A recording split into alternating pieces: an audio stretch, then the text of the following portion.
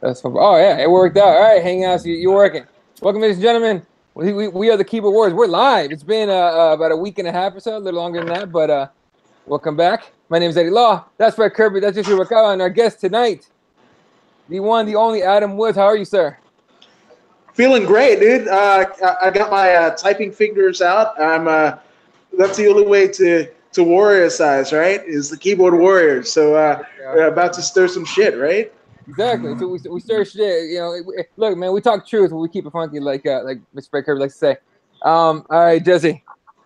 Well, honestly, Adam is going to sit in with us for the whole show. So I just wanted to get straight into the whole what we were talking about right before we started, which is the disrespect of media not following through with what they're supposed to do. So as we know, Nico Montano was promoted as a champion, and yet the greatest quote unquote journalist in MMA decided to put out a tweet saying that, you know, the UFC is having trouble with her, booking her a fight. She's scared, basically. And the whole deal blew up in his face because she saw that, responded to it with some very not so kind words. But how do you guys feel about this whole situation? Because, you know, Eddie is the guy here that has a journalist degree, and he understands that when you have a source, you can't just rely on one source, and you can't just go out there spurting your mouth no matter how famous you are. So how do you boys see that situation? I'll let you guys go first. I mean, all right. I'll go first. So here's the thing about it. Just like Jesse was saying, you can't. The way he was talking sounded more bashy than anything, right? It wasn't like I'm reporting that this is happening. It's almost like word is that the UFC, or, you know, my source says that the UFC is upset about it, about you know, basically what they were saying is Montano didn't want to fight. You know what I mean? And then, like, I skipped to the call out because the call out was masterful. Like, she went in. Like, went in is an understatement. Like, she went in the way somebody would call, like, if she wasn't a fighter, especially if she wasn't a champion, but if she wasn't a fighter, they would call her a troll, right? With how hard she went in, the pain on that one. The fact that she's a UFC champion, whether or not you want to, you know, talk about the legitimacy of that or whatever, it's a whole different argument. But she went in on him, and he did not respond outside of retweeting Shevchenko's, like, "Oh, you're scared of me" tweet, which to me is a bitch move. But it was, I don't know, man. I think Ariel Helwani's way beyond the journalist, I guess, the journalism label anymore. I think he's just a media member now. But Fred, what you got on that? Does this surprise anybody, though, at the end of the day? I mean, journalism. Who is he, fucking Dan Rather? I mean, at the end of the day, he fucking let out wait a minute. Time out. No, that's who he wants to be. Get off. Like, no, fuck that. When he did that 2 hours fucking cry fest after Dana White put him in timeout for 10 minutes, he was just like, oh, you know, my hero Walter Cronkite and my hero Dan Rather and my hero who was they do that always covered Muhammad Ali. Cosell, Howard Cosell. Yeah, Howard Cosell. He was in Howard Cosell's asshole about it, okay? So fuck yeah, he thinks he's that guy. Walter Cronkite. Yeah, then strap on a fucking helmet and head to goddamn it fucking Tehran. Goddamn Ariel. You're covering fucking MMA. Just calm down for a minute. I mean, at the end of the day, Ariel always does this shit. He literally had the golden goose connection to Dana White and couldn't keep his fucking yap shut long enough to let out a Brock Lesnar fucking fight that he should. So this is what Ariel does. You understand? Like, he's a cunt hair away from being TMZ. Like, he's going slowly and slowly with his credibility down the hole. This doesn't surprise me at all, to be honest. Yeah, you know, it's weird. I mean, especially, I mean, let's go into the actual post that Nico Montano made. Essentially, that she had, I'm paraphrasing it, of course, but she essentially met with the UFC officials in Las Vegas. They flew her out, and I guess there's some sort of medical condition that she's dealing with that the UFC understands. And that had, I guess, was coming down the pipeline right before he made that tweet, that errant tweet. And I mean, you never want to, you know, go hard in the paint on another media personality and what have you, but Ariel has become that a media, like I guess a combat sports personality. Now that is okay to an extent because we're all in the same boat where we're covering the sport that we love with the vigor that most people that don't have degrees, that don't understand our sport. I almost cringe every time that Dana White goes on like an ESPN or whatever, and Shannon Sharp interviews him, and like wouldn't know a wrist lock from a wrist hold, or wrist watch, I should say. So he's a personality. Let's give him that. But the thing about it is, if he wants to go to the side of journalistic, he should know like his journalistic credibility is shot when he did stuff like that. And this is not his first kind of foray in that scandalous, salacious kind of avenue. And again, you brought up the Dana White banning him, and everybody was, groundswell support, fighters, fans, people that weren't even in the know were retweeting and sharing support for Ariel Helwani, and then for him to do this, and it no short of Joe Rogan. I think his MMA Hour is probably the second, and not by much, MMA podcast that there is on YouTube and what have you. doubt. So I think he's under a lot bigger microscope than any of us are at this very juncture. But with that being said, you should know that he's representing all of us. Like, if he's going the journalism route, like, he should have some sort of integrity, and I don't think he did that. I think it was locker room gossip, and going back to TMZ, I think Nico Montano went in the paint with him, much like the TMZ staffer went in on Kanye. So there you go, shots fired, bam, bam. You know what annoys me about Ariel, though, is every time that somebody asks him and they're like, yo, you be trying to stir up controversy to get clicks. What I hate about him is he always tries to deny it. Well, it doesn't matter. Yeah. It doesn't matter how much. Bullshit, motherfucker. It does matter. It always matters. The clicks matter to everybody on any platform. Whatever website you're broadcasting on, the clicks matter. And look, just don't piss on me and tell me it's raining. I know they matter. So say they matter. Be proud of the fact that you're right. The MMA Hour is by far, it's probably bigger than Joe Rogan shit. Not his other podcast, but his MMA podcast. Oh, for sure. As far as MMA podcasts go, the MMA Hour is probably the biggest one there is. So don't try to ride both lines. Like, you're a real journalist, but you're also trying to stir shit, but not for the clicks. Bullshit, man. You're in it for the clicks like everybody else. Yeah, absolutely, man. And it's kind of a crazy deal to have it. Like, every time that one of us gets kind of pulled down, especially somebody of the notoriety of Ariel Helwani, it almost causes question. Anytime that we're trying to get credentials for a particular show or whatever, and it's just like, don't be Ariel. That's almost like the benchmark of salaciousness. Don't be Ariel. You can do whatever you want. You can Instagram, you can tweet, you can whatever. Just don't be Ariel. And I've gotten that a bit, and it's kind of crazy that he's gotten into the scandalous level. So whatever. And again, yes, it does matter. It absolutely matters, because that's what he's making a living off of this and this alone. And he's going to advertise and say, hey, I'm getting this many clicks, this many views, this many streams, this many retweets, and that's his bread and butter. That's a smart businessman. But again, straddling the line isn't really going to get you too many followers one way or another. But that's just me. Right. And the thing with him is, I'll never accuse Ariel Helwani of being an idiot.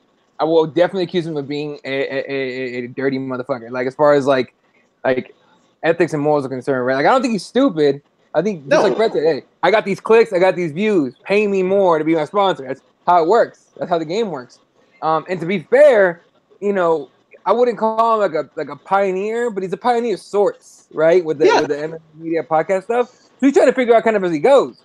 But to me, the way he's doing is kind of fucked up. Real quick on the YouTube comments, Dave Madden says, this episode is making Ariel cry. Be nice. Ooh, shout out to Dave Madden. He's one of my favorite follows on Instagram. So shout out to Dave. Dave's the shit. You know what's funny? Dave's the shit with his like tweet memes and shit. Dave has one of the funniest Twitters in the MMA Twitter sphere for real of anybody. His shit is hilarious. Dude, what up? No. I was gonna bring us down a different rabbit hole here that I was talking to Eddie about before the podcast. So, Adam, you mentioned something that I really wanted to kind of tie this whole thing together, which was the whole Kanye thing. His little rant about slavery and all that. And I think the worst thing about this whole thing is that Nico Montano is not someone that anybody really cares about, right? The UFC is not really promoting her. You're not really hearing much about her up until this situation, right? And right. You ask any casual fan, like, hey, who are the champions? They're gonna go, Ronda Rousey. Well, she's not a champion. Paige Van Zandt. Well, she's not a champion. Conor McGregor. What are their champions? Oh, I don't know. And I think the thing I wanted to talk about was, this whole thing of like this whole racism and like people that are not, beautiful or attractive, as people would call them, right? And I wanted to bring it up the subject with Adam because Adam had a situation not too long ago with his son, who, being black, had racism introduced to him in kind of a bad way, And I think it's a conversation that we all need to have, where whether you're black, you're a woman, transgender, whatever, like this equality has to happen across the board. But we're seeing that our best journalist is kind of demeaning a champion. The promoter of the company demeans his champions. A lot of his black champions like Demetrius Johnson, Tyron Woodley, even DC, they're not as popular as they should be. So what do you guys think this conversation what conversation can come out of this, seeing as how it kind of all mingles together, in my opinion, because these guys should be popular, but they're not. Fred? Okay, so look, man, I've brought this point up on this podcast before, and it's funny that you mentioned those three cats because look, I do think there's a race issue in MMA. I'm gonna keep it funky with you. I think that a large majority of the MMA fan base is Trump supporters, put lightly. You know what I'm saying? It's a lot of white guys. Let's just be fucking honest. It is, generally speaking. You know what I'm saying? The quote unquote Bud Light fan is your average white college frat boy, more than likely. So there is a little bit of that from the fan base. Now, with those particular black champions, I think you can look at particular reasons why they're not extremely popular. Now, DC is interesting because his fighting style is exciting. He's a winner. He's a likable guy. I still think that Mighty Mouse needs the right opponent. I think that he just hasn't fought the right guys. And Tyron Woodley, I don't know what it is about him. I don't give a shit about Tyron, and I don't really know why. He talks shit, but it feels ungenuine. Like, I don't buy it when he's kind of running his yap. I don't know. I'm just indifferent with Tyron. But I don't think that's necessarily a UFC not promoting them properly thing because of their race. If anything, I think it's just because of MMA's fan base being a little racist, maybe, generally speaking. I mean, look, like you said, generally speaking, like we need the audience is still mostly, a white audience, right? I mean, in North America. MMA right. is a worldwide sport. So make that known that I'm speaking about the North American, quote unquote, American audience as far as MMA fans are concerned. I thought you were going to go in on Canadians. So I was like, whoa, leave Toronto out of this. No, and think about that, and you're right about the North American thing, but keep in mind that's the main audience. I mean, they have pay-per-views in like Brazil, like 2 a.m, whatever it is, because they need to make it, right for our time, right? Because for the main audience. Same thing with like England and all those. So, but I think that's what it is. I mean, I think it's the audience. The audience drives the product. I don't know if the UFC itself is like racist. You know what I mean? Like, I wouldn't believe so. They have a lot of fighters that are different. Yo, you know what the UFC likes? Yeah. Fucking dinero. The UFC has a vested interest in money. Money. Fans don't. We're not making shit. We pick and like on our emotions. Yep. We drive this shit. If the UFC could get Floyd Mayweather, they're not going to not promote him because he's a brother. Right. Yeah, you know, and it's kind of crazy. So the three examples are Woodley, DJ, or Mighty Mouse, and who was the other one? Oh, DC. Okay, so DC is a different cat. I think he's a rarefied air. I mean, he is the greatest light heavyweight that isn't named John Jones. But I mean, even still, he didn't get the promotion that John Jones did. But again, because I mean, in comparison to John Jones, everybody's like squeaky clean.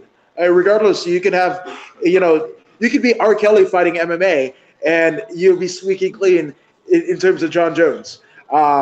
So I mean, but for me, you mentioned the fact that DC wins. Yeah, absolutely, he wins. I mean, he turned I remember watching him in Strikeforce Challenger Series, with Ronda, way back in the day, and when they did the heavyweight Grand Prix.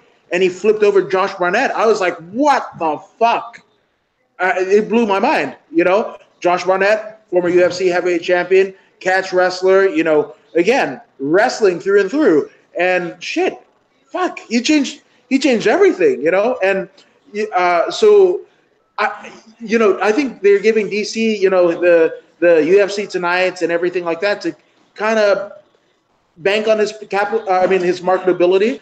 The only thing about DC that I don't like is, to me, I think he talks way too much head for not beating John Jones.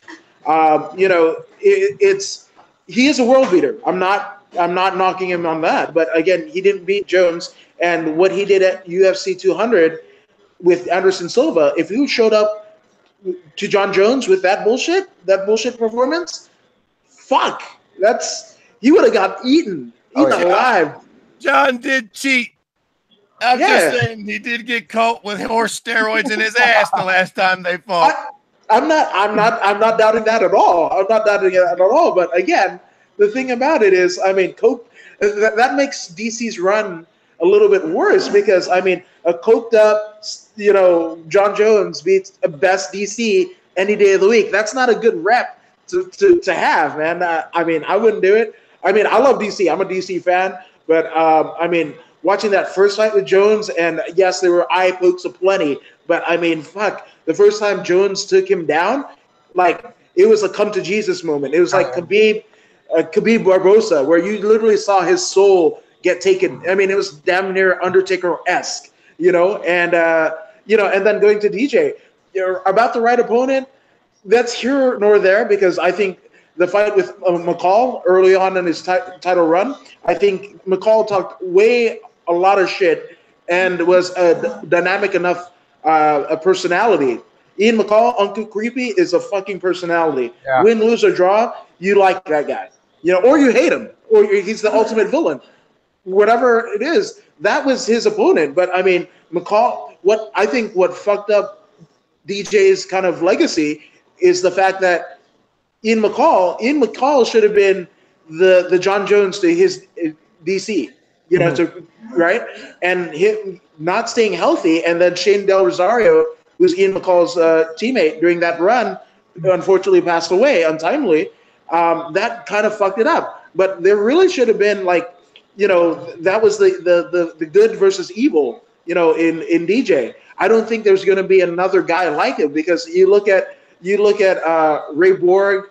Ray Borg is not really there, and I know he's with the Connor Butts incident, he's going through some shit. The stuff with his son.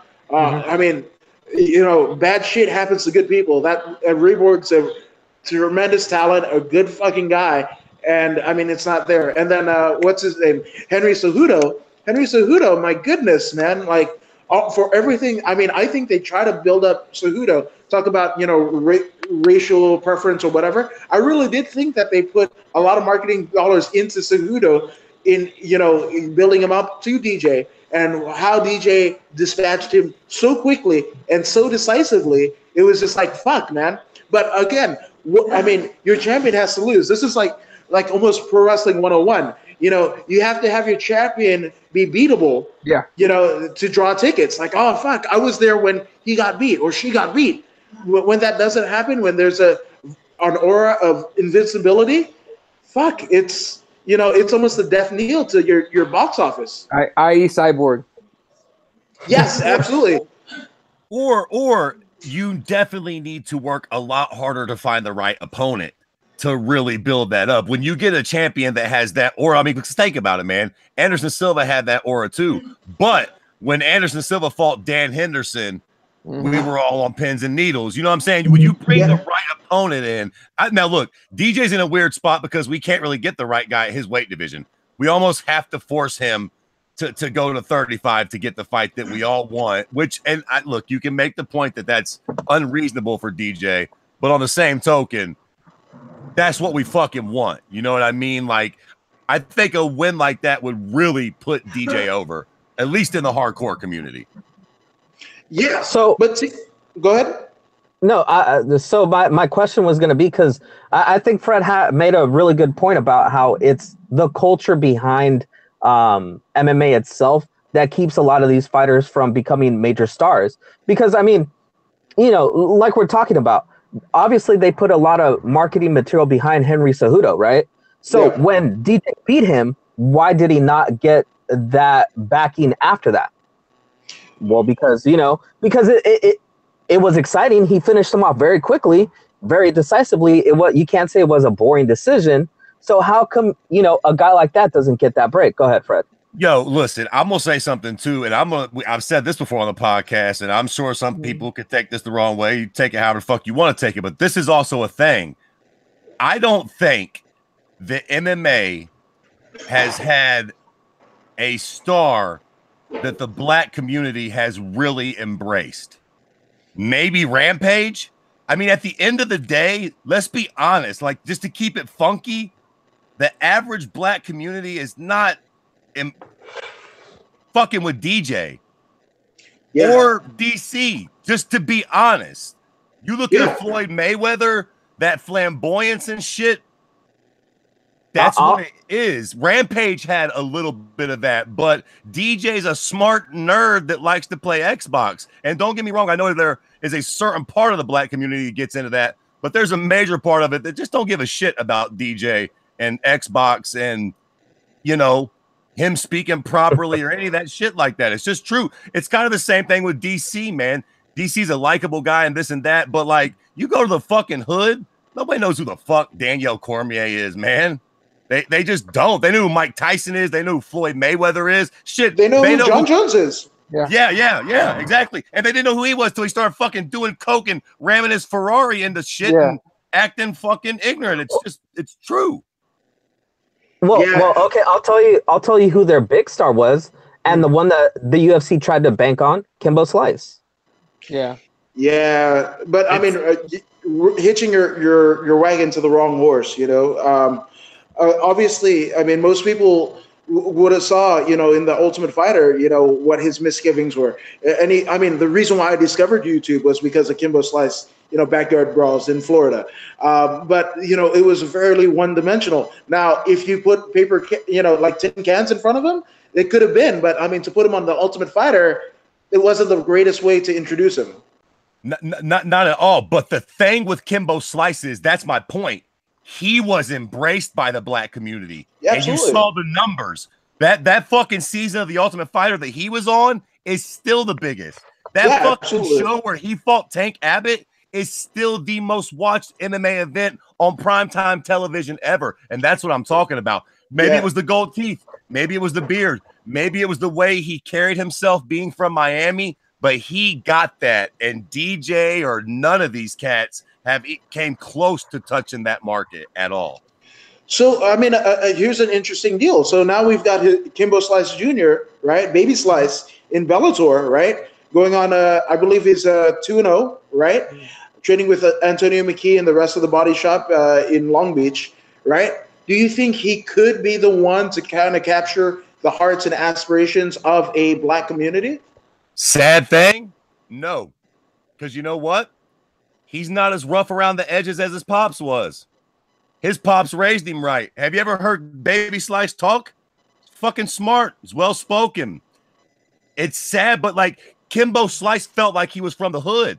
Big fucking muscles, gold grill. There's a lot of people out there that relate to that shit, man, and it's just true. And I maybe a little bit because of who his daddy was, but at the end of the day, I don't think he'll resonate not like his pops did. No way. And then I guess on the other side of the spectrum, not just the black community, but I mean, you see where the UFC has tried to make inroads to Mexico and Japan. I mean, early on they did it, but now they're starting to kind of circle the wagons back. But places, I mean, it's almost like like pro wrestling. If you don't like the WWE wrestling or what have you, there's New Japan, there's Impact Wrestling, and the same thing goes to show with MMA. Of course, UFC, trying to explain MMA to most people, they like, oh, that UFC stuff. Well, because UFC actually predates the sport. There was no MMA if not for the UFC. The organization was bigger than the sport for a good period of time, up until about I want to say 10 years ago. But with that being said, there are, promotions that are making inroads to, a small segment or a larger segment of, multicultural societies. There's like here in Southern California, there's CXF, which is almost an Armenian, they've got Armenian flavor big time. There's Combate Americas who are tearing it up all through. I mean, not just Latin America, Latin American countries and cities, but also, I mean, big places like with, Latin flavor, like Miami. They're going, here in LA, they're kind of making their rounds to at least increase the visibility that, hey, you want to cheer your countrymen, you want one of you in here in La Jaula, let's do it. And I think that's one thing that I want to say Combate and some of the smaller shows, do a little bit better than the UFC. But isn't that strange that even though like Combate is like I think the Bellator show with Fedor that I think we're going to talk about in a minute, it was a great show, right? I mean, by all accounts, you had some of the best stars on there. Emmanuel Sanchez, Rafael Lovato Jr. You had Frank Mir and Fedor. Then you had the greatest fighter of all time, Dylan Dennis, on there. And it still did about less than 700,000 views across two channels. It was like 500 something. Well, it was 560 something thousand on Paramount Network and 150 something or 160 something on CMT. Yeah, to be fair, that's CMT though. Nobody listens to country music. Get the fuck out of here. But what I'm saying isn't it kind of sad that like with a card that let's say the UFC put on that card, wouldn't that be like a pay-per-view worthy banger of a card where you have some up and coming, really good, talented fighters that are finishing fights, good jiu-jitsu guys? Like, wouldn't that sell better? Well, here's the thing. I think it's to the extent of that might as well have been a jiu-jitsu in MMA clinic, except for Fedor and Mir. And first off, I love the way that Bellator books their cards, where they have the headline and then they paper it with the pre and post main event card. They stack it with local talent, up and coming people like Aaron Pico was one of them. A lot of like local flavor. But the thing about it is, again, you're seeing a particular card skewed to a particular community. I think that was very BJJ centric, very BJJ oriented, and I think that's basically what you're going to get in terms of grappling fans, hardcore grappling fans wanting to kind of test the waters and dip their toe into MMA. And this is the best you're going to get is 500 to 700,000 views, because even though it's a growing community, it's not like a Muay Thai, or it doesn't have that feel. I mean, even like karate, anytime I go and roll, jiu-jitsu in gi, oh, you're going to do that? And then people start throwing chops at me, So I don't think BJJ is, Dallas, nobody aside from the hardcore Conor McGregor fans know who he is. Right. Rafael Lovato, who knows him in MMA versus what his credentials are in jiu-jitsu. There aren't many. And again, like I said, I think you got the best that you're going to get, basically skewing it to a niche audience in the BJJ community. That was BJJ heavy. 500 and 700,000 is all you're going to get. I love the way that they booked the card, but again, skew to the best audience, because I think that's what EBI is doing on Fight Pass. I think that's what Flow Grappling. Anytime they have a big jiu-jitsu competition on there, I think that's about it. I mean, I think it's even more conservative than 500 to 700,000. So I think that's a really good number for who they were trying to target. I don't think that there weren't enough big names for the casual viewer to kind of take umbrage with it, to kind of take that as their own. But that's just me. Yeah. Look, man, at the end of the day, I don't give a fuck what Dylan Dennis says. He is a bird of shit as far as ratings go. About 342 people tuned in to watch Dylan Dennis's pro debut. Contrary to popular belief, nobody really gives a shit. This whole card hinged on Fedor and Frank Mir. Frank Mir ain't fought in a month of Sundays, and the allure of Fedor has been dead and gone for a while. The fact that this card didn't do that great at the box office is not surprising at all.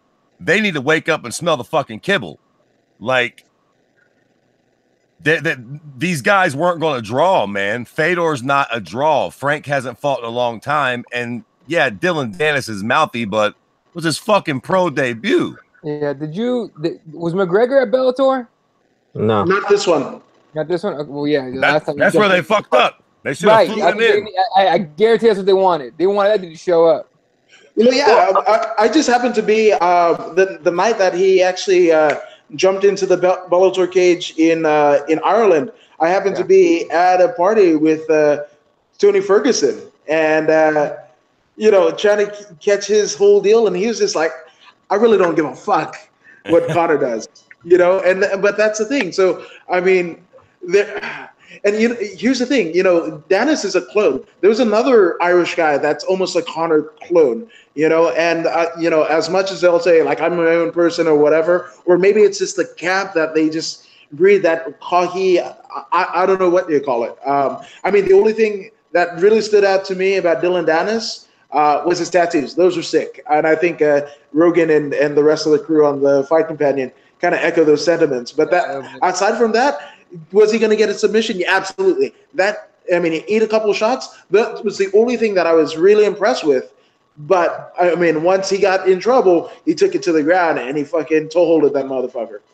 Well, okay. Yeah. Well, how about this, Eddie, real quick, and I'll let you hit me with the answer first. But okay, so they didn't do that good of numbers. Okay, Bellator, but yet Combate Americas last Friday, on a rerun, basically, of fights that they didn't air, they did over 2 million on Spanish television. So what does that tell you? Like, to me, like the audience is out there, man. The audience is out there, but it just feels to me like Paramount Network and CMT just isn't the place for Bellator anymore. And I think Luke Thomas has talked about this. Paramount Network is trying to rebrand itself.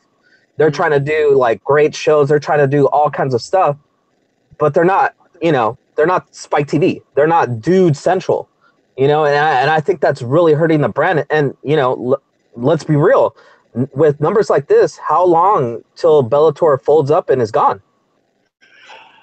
Well, here's the thing. I don't think that's going to happen. Well, I mean, going back to a little bit of business pretenses in terms of the Paramount Network, the Paramount Network was rebranded because they thought they were going to get Harvey Weinstein-esque, like literally Harvey Weinstein Productions on their shows. On their channel. That was the whole thing. And then that whole scandal broke out, and now they're in Fucksville, to be honest with you, and unfortunately they've had to make cuts. I mean, they lost Jimmy Smith, which is fuck. I think you see what he's doing with the UFC. That's the best thing that happened to get Jimmy Smith, but the worst thing that happened with Bellator. They fucked up. Love Big John, love Mauro Ranallo, but it doesn't have the same flavor. It's UFC light.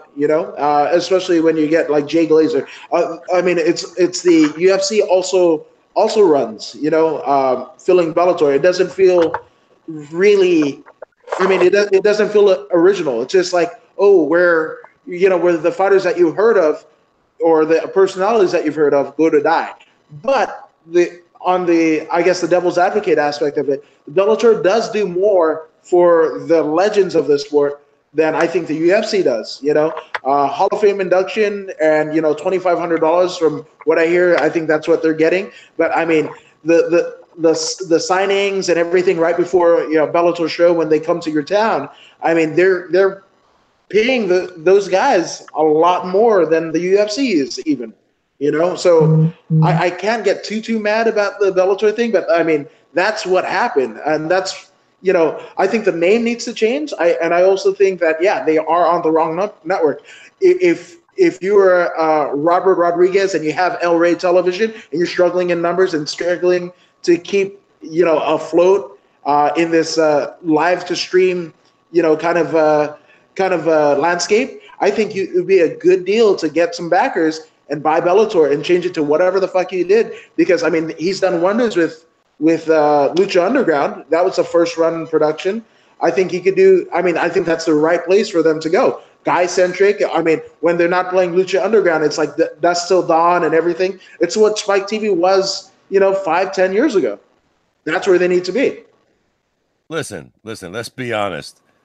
Fedor came and it shut shit down. It's the curse of the Fedor. God damn it. Wherever Fedor goes, that organization is doomed. I don't know how much that dude cost, or Vidal Finkelstein, or how much it costs to get M1 to come in, but every motherfucking organization that has ever signed that Russian motherfucker has ended up going out of business within a few years. Count them, Jack. Pride, fucking anybody he's ever fought for is gone. Affliction, Elite Strike Force, all of them gone. Curtains, any of Sengoku, fucking Dream, fucking over, man. M1, I don't know if they do shit no more, but Fedor is the kiss of death for MMA organizations. Yeah, I mean, look, as far as that goes, it's they're trying. They did this whole like, well, who's this Fedor guy? Oh, he's the greatest heavyweight ever. Well, bring him on. The UFC doesn't have him. We'll toilet bowl him out of the water. A couple months later, shit, we didn't even beat their fucking last free TV show. Like, yo, what's crazy about this though? It's like some of these motherfuckers in MMA just live in a time warp. It would be like somebody going and getting fucking Holyfield, one here having ass, and being like, come on, sign up, buddy. We got the best heavyweight in the world. Bro, Fedor ain't been the best heavyweight in the world for a very, very, very long time. Even by honest standards. I mean, even when he was knocking out Brett Rogers, he was getting the fuck beat out of him by Brett Rogers in that first round. And that was fucking 8-9 years ago. I mean, signing Fedor now. Come on, man. Like, what the fuck we talking about? Like, it tells you when the UFC doesn't try as hard as everyone thinks they should. Remember, they give the UFC shit for not signing Fedor. Like, you should have just paid the man. He's the greatest ever. Look, I don't know who the fuck's doing the signing at the UFC, really, right? Who really is in the nitty-gritty in it, and like the scouts they have. But if those guys are saying like, nah, not worth that money. No, most of the time they're not. So you gotta give them that credit, Jesse. Yeah, you're right, Eddie. And before we run out of time, I really wanted to do this thing because I think all of us here bring something different to the table. And I really wanted to do this kind of based upon, what just currently happened in the NFL. They had a draft. So, all three of you guys, and I will participate as well, if I gave you all the money in the world, you just started your own promotion.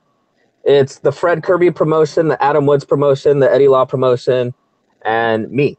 All right? So, we're all sitting in a room. We have all the fighters of the entire MMA sphere. Current fighters, even some of the legends, whatever. Now, we're going to take turns, and we're going to do a draft here. I'm gonna go with Fred first, then Eddie, Adam, and I. So we'll go in that order. We'll do 3 rounds. So Fred, who would be your first pick of this draft? Before we start, is this barring like suspensions and injuries and shit? Yeah. We'll just say everybody's up for grabs. All right, that makes sense. In Pride rules, no testing.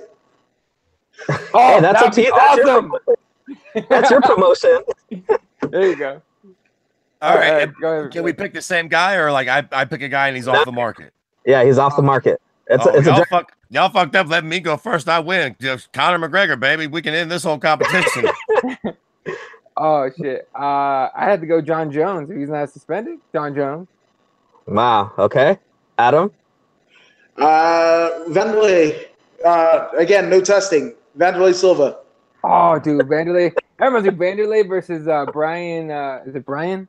Brian Stan. Brian Stan. That was. I watched it on YouTube the other day. I was like, I'm still like, what the fuck happened? Anyway, greatest fight ever. Okay. For my first pick, I'm obviously thinking of longevity here. I would go with Brian Ortega. As you crazy guys over here just thinking of the now. Okay, Fred, pick number 2. Nick Diaz. Gotta go with Nick. Not What Nate either, you. Not Nate either, you fucking Susie come latelys. Fucking Nick, the real OG. I kind of need to write these down because this is gonna be an interesting once we start getting into it. Go ahead, Eddie. Well, I was gonna take Nick, so I'm gonna have to go another way. Shit. Fuck. You know what? Nah, fuck. He's right. Okay. Everything longevity and also stuff. I really like Max Holloway, so I'm taking Max.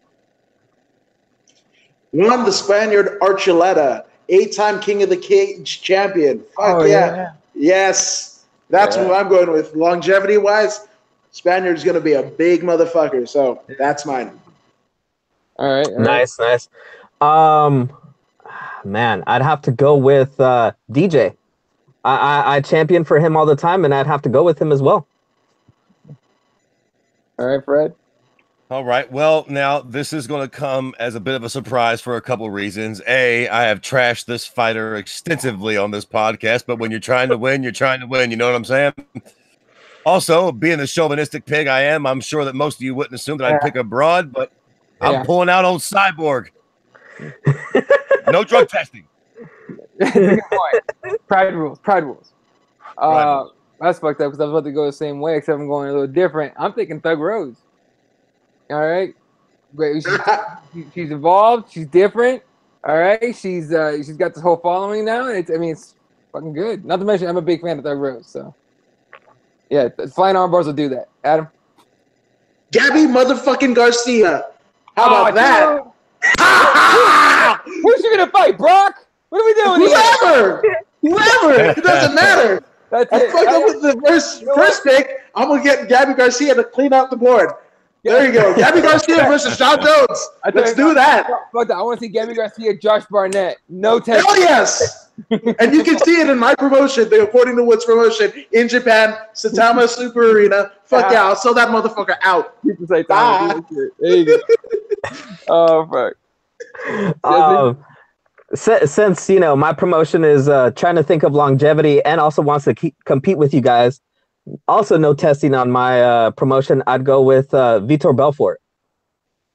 That's good. Oh fuck! I totally forgot about Vitor. That's fucked up. Oh, listen, man. if you let Vitor cheat, he ain't nothing nice. There's no debate about that.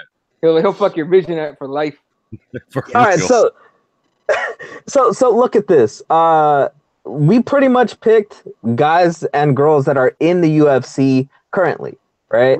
Like it's interesting to me how I don't have like no UFC people, right? Hell no. I think I had one. Yeah, Vanderlei. Oh yeah, no UFC currently. Yeah, right on. Yeah, not currently. But isn't it interesting how you want to think of the biggest money maker possible, yet it's kind of hard to think about what's going to be at the forefront of your promotion later on. Because right now, we could all pick, Conor, and that'll get us money now. But I'm asking you, Fred, you're going to deal with Conor wanting more and more money. You're going to deal with Nick Diaz not really wanting to fight and wanting more and more money. And you got Cyborg, who's also another headache, who wants more and more money. And you have kind of no person to put her up against, correct? So you're seeing how it's, I don't know, what do you guys think that this says about MMA as a community. How these are the guys that we're willing to throw money at to start a promotion. I mean, Eddie? off the top, what have you done for me lately? Sort of, right?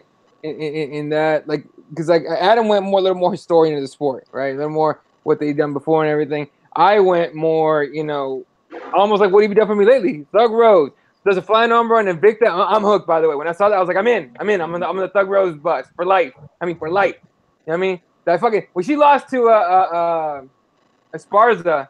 Yeah. When she lost that to Esparza, I was heartbroken. I was like, oh, dude, that is the greatest story ever. And then she does, then lately finishes the champ by knockout of all things, and then beats her again. It's definitely what he done for me lately. John Jones, he's the GOAT. If he doesn't get popped twice for whatever the fuck he ended up doing or not doing according to him, he's probably arguably the GOAT. And then and of course Max Holloway to me, Max Holloway's just a bad motherfucker who'll take on anybody. He tries too. I mean shit, you're gonna cut weight in 3 days, trying to make what 55, and just because the doctor said no, that's the only reason he didn't fight. But it's kind of like what have you done for me lately? That's the way I see it. Look, man, at the end of the day, what's the common thread between all the fighters we named? All of us, every fighter. No testing. Yeah. That's a big one. Yeah. Look, man, excitement in the cage. Right, excitement. Some of these people don't speak English, but they're all exciting. Vanderlei, fucking Connor, Max, Thug Rose. They're all exciting. And at the end of the day, that's what it all really comes down to. There's not going to be another Connor. There are very few Chaels. Certain people get the other part of it right. At the end of the day, you got to get in that fucking cage and compete on fight night. If you can do that, look at Max Holloway, man. He didn't do nothing special. He just beat motherfuckers up. And he kept beating them up until he became the world champion. And now we all recognize him and we all want to watch him fight. And if he keeps beating motherfuckers' asses, he'll keep getting paid more and more money. At the end of the day, this is prize fighting. You just got to get in there and win. And if you're exciting with that win, you're a fucking god. Yeah, absolutely. Eddie, you got something? No, go ahead. Oh no, dude. Wait, Max Holloway is Hawaiian. I think that's English. I want to say. Yeah. No, but I mean, here's the thing. I mean, what are you have to go outside of the hardcore fan base. You have to. That's one thing that Ronda, love her or hate her, that was one thing that she was able to do. I mean, I remember very vividly in 2010, Dana basically saying no women in the UFC, right?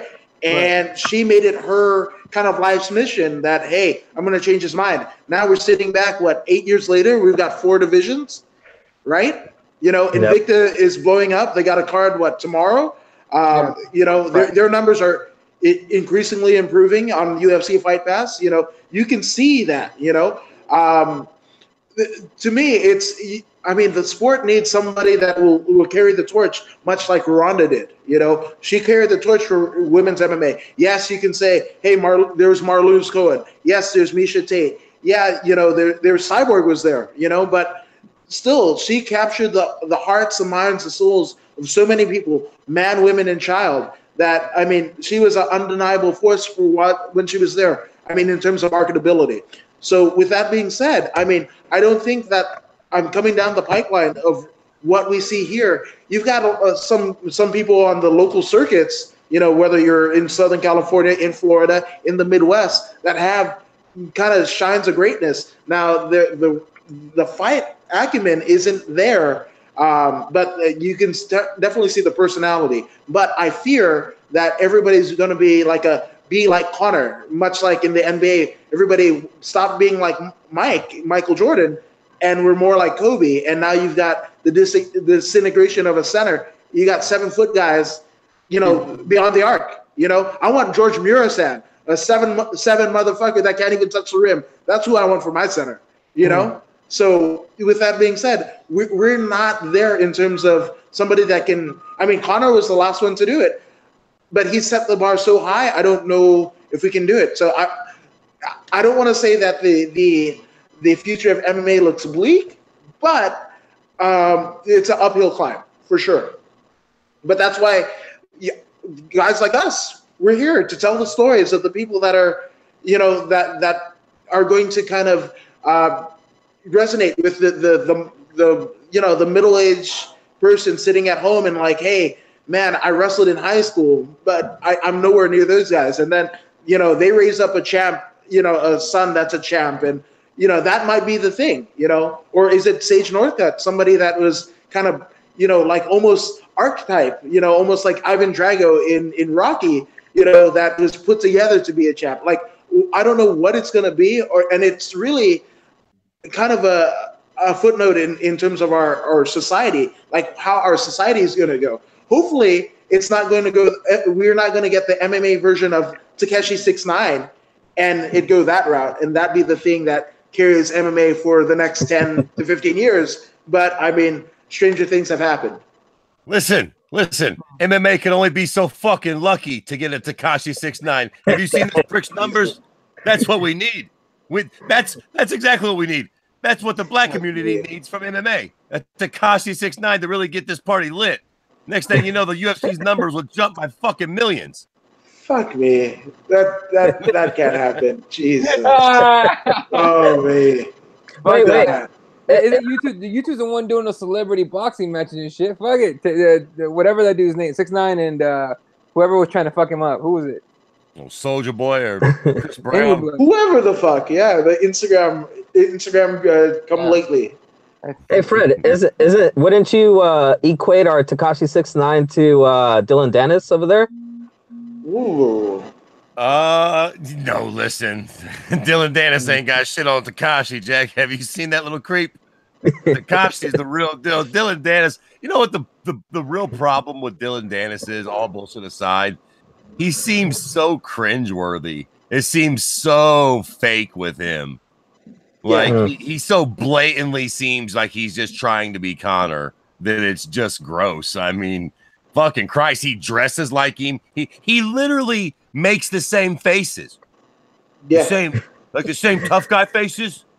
It's like, bro, you're acting just like, get off that man's dick. Real talk. Get off his dick. I mean, I like Connor too, but you're dressing like him. Your vernacular's like him. You're literally making the faces he makes. I mean, whatever. Sit down, dog. Greatest Dylan Dennis video of all times. After Connor got take him out of jail, whatever, they were getting him an SUV. He tries to get in there, and one of Connor's boys grabs him, pulls him out of the truck, takes his spot, shuts the door, and takes off. And Dylan Dennis puts his hands in his pocket like, "Oh shit, I think Marcelo's is this way." And it's gone. Like, Marcelo, take me back, please. No, but like, I mean, like, it's yeah, dude, fuck that. Look, man, I'll give Dylan Dennis as much credit. Is he did what he's supposed to do against a guy that couldn't defend a wrist lock or anything like that. So, that dude had. Look, if you look at that guy, I forgot the fellow's name. I apologize, but his losses are all, they're all to two of his losses. I don't think it was two or three losses are to tap, to jiu-jitsu. I think one was like a rear naked choke, one was a triangle, something like that. But we knew how it was going to end. Plus, they're not going to give him a real fight. They're going to give him a camp. You know what I mean? You want to build someone that's supposed to be Connor. What it is. Well, I mean, they saw where they fucked up with Aaron Pico and putting him in the deep water soon. Yeah. So they were like, fuck that. We're going to put a tin can in front of him. Not to say that guy's a tin can, but I'm just saying, he's not a brown belt in jiu-jitsu. So right. No, but even that guy, even the guy that beat Aaron Pico, even he felt like he knew what he was there for. You know what I mean? Yeah. Like, you got the feeling from him at the pre-fight press conference that he's like, without saying it, he was kind of like, I'm here to get my ass whipped. And to put some other guy over. Fine, give me my check, dude. I don't give a shit. And then when he won, he beat Pico, though. Right, no, when he won, he was like, yeah, the fuck yeah, it's a win, yeah, man. Like, hey, man, still gonna pay me my check? All right, cool. Hey, yeah, fuck yeah, I was supposed to win. Like, literally, like the reaction I thought he had. So, look, fair enough. I thought, Pico was a little too green for it, and I don't know, whatever. It's I like to see those kind of stories in MMA. I'm not huge into, let's just build them up. I like to see some adversity and then fight your way back. Fight your way up. But it's a world of MMA, man. You never know what the fuck's gonna happen. That's why you love it. Yeah, man. Yeah, but Jesse, you got anything else? Well, I'm gonna divert to you if you have any other topics that we want to cover before I hit you with my question of the week. You know what? Hit the question, man. Unless Adam, you have something you want to talk about before we move to that. Oh, I was gonna say, I mean, what about the big fix? That's what people are saying. I mean, almost this is like I want to say the third Bellator fight in memory that people were calling fix when it came to Mir and Fedor. They thought that. Oh. Yeah. So I mean, do you guys want to speak on it? No, go ahead. I thought it was legit. I mean, I was kind of. Yeah. I mean, shit. I mean, Fedor ate a couple shots from Mir. I'm not going to. I mean, I'm not a fighter. But I'm not gonna fucking take those heavy ass fucking hands and go like, okay, now we're going to do this. Same thing with Chael and Rampage. Like I was there at the forum. And to me, it didn't look fake. The Tito and Chael, that was a little bit sketch. Yeah. That was more than a little bit sketch. Or Kimbo versus Dada, or like Shamrock versus Hoist. Those.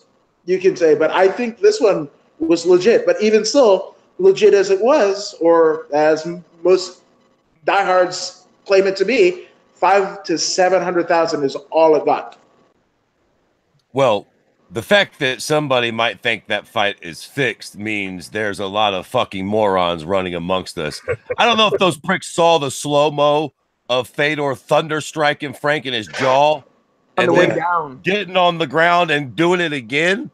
But when a big Russian bear pops you in the jaw like that and you fall on your knees and then he gets behind you and punches you in the face again, I mean, what the fuck, man? Like that, I don't really know what else to say, man. Like, if you think that fight's fixed, you're being a little ridiculous. And there have been some weird fights, but that's not one of them. What the fuck? For sure. No, I was talking to people that thought it was fixed, and I go, look, man, that wasn't for for instance, gone to a stretch, but that wasn't Derek Lewis just throwing his big ass paw, just say wherever it lands, dude, that'll probably knock you out, right? That was Fedor going, oh, he's open, crack. Like he had a lot of good shots in that fight. That even Mir was like, oh shit, I didn't know he was still this like accurate. That was Mir falling forward and eating a left hand on the way down. That will fuck up some of the toughest heavyweights around. Okay, and think about it this way. Frank Mir was like 300 some pounds of just fat like 3 months ago. All of a sudden he's 260, whatever, 261, and he's jacked. All right. I'm just gonna say USADA wasn't involved. But and he still got knocked the fuck out. Okay. I think that was pretty fucking real, man. Yeah, man. What about you, Des? I didn't even see that whole controversy of people thinking it was fake because I block and mute all the dumb idiot people very quickly, so I guess I avoided all that. Yeah, no, it was. Well. Okay, so question of the week. We always try to do something interesting. So if I were to offer you one chef to prepare a meal for you for the rest of your life, you're gonna eat this meal every day for the rest of your life. Fred, what meal would that be? A meal for the rest of my life. So this is kind of like the last meal thing, like if you're on death row and you get one and you're about to die type shit. Yeah, sure. Yeah. I would probably have Emeril Lagasse cook me fried chicken. There you go. With some spicy mashed potatoes or some shit like that. That's a hard one. I mean, how could you're about to get fucking put to death and what do you want your last meal to be? That becomes a huge deal, right? Can I trade that shit in for some fucking whiskey and pussy? Yeah, right. Can I do that? That's what I want. Fuck that last meal, Jack. You can give that to the birds. Fuck, I'm having a hard time figuring this one out. Adam, you got yours? Yeah, fucking Fred, you went dark with that shit. Like, I want to live a long time, so I'm going to go with like a fucking kale salad with fucking walnuts made by fucking, what's his name? Gordon Ramsay. Yeah, because he's not going to fuck that shit up. I mean, the kitchen nightmares or whatever, he's not going to fuck shit up. But anybody else that I'll do, I mean, yeah, Emeril Lagasse, like, that's fucking horrible. Fuck you, and your pseudo-Italian bullshit. Fuck yeah. So, fucking Gordon Ramsay doing some sort of salad, not with like foie gras, because like I don't fucking eat ducks. That's it. Yeah, there you go. I don't know who makes the best ribs on the planet, but whoever makes the best ribs, give me a big, like, just the biggest rack of ribs you can do. If I have any more time and I go out full, I don't give a shit. Hey, it's for the rest of your life. It doesn't have to. Your life doesn't have to end tonight. Shit, me. Okay, if I'm not going out, whoever makes the best wings on the planet, all right, give me some hot wings. Hell yeah. Every night? Dude, you have no idea. I have a problem with wings. You picked the fucking kale salad. Yeah, fuck yeah. I'm gonna live to be 100. Fuck you guys. I hate your life. Hey, what do you think? Who's gonna take over Keyboard Warriors when you guys are all fucking glucose and fucking high cholesterol? This guy. There you go. There you go. That's a good point. Fair enough. All right. Jesse, what would you pick? You already picked, right? No. I would go with David Chang and the ramen that he makes. He makes bomb ramen. I need to go to his bar in New York. So yeah, ramen for the rest of my life. Sounds good. Sounds like college for me. What the fuck? All right. Adam, let the people know where they can find you on social media. Yeah, I'm Adam K. Woods. K as in kite. Woods on Twitter, and according to Woods on Instagram. Hey, I kind of do a show similar to this, not as well produced, on Facebook Live, according to Woods, Adam Woods on Facebook. So yeah, add me, I'll add you back. If we got more than 5 mutual friends, if you're from like Russia and you're like, I want to see Titi now or whatever, I'm not gonna add you. But if we got 5 mutual friends, I think we're good. We're good. Click link, send me dollars. I'll send you titty pictures. Yeah, exactly. Yeah, so that's it. All right, you can follow Kirby at Kirby_MMA. Jesse's at Spawad1983. I'm at Elo31. Shout out to everyone in the comment section. Raider, Jason Deal, Gary Coaston in the house. Gun Death was here for a long time. Appreciate it. Ash from the Heel Hook channel. What's up, buddy? Dave Madden, who was here way earlier. And I guess everyone's watching Tough now. So I appreciate you guys tuning in. Thank you guys for having me on. This shit was awesome. Yeah, Jesse? Yeah, awesome. No. I was gonna say, if you haven't seen Infinity War, go see it. It's awesome. I have to go see it this weekend. I've had to avoid Kobe Covington's Twitter. Not that I go look for it, but I actually had to block him just until I get. I gotta hand it to that prick. That cute cocksucker's actually made me a fan of RDA. I'll be wow. Hey, for real though, that's saying a lot from Fred, man. I'm telling you. It sure is. That's saying a damn. All right, Kobe, yeah, you're doing something wrong. Anyway. You're right. Or very right. Either way, or very right. There you go. All right, ladies and gentlemen, that's gonna do it for us tonight. Appreciate you guys watching. Adam, thanks a lot for coming on. Come back whenever you want, dude. And dude, it's been a pleasure. Thank you guys. Thank you, Eddie. Thank you. Yeah, fuck yeah, you guys are awesome. Especially my man in the fucking red tank top right there. Fuck yeah, dude. I got to do that shit. Fuck yeah, Fred. Flex on him. Jesse Crossbones MMA. What up? All right, thank you guys. Appreciate you guys. Just have a good night and good night, Wilshire.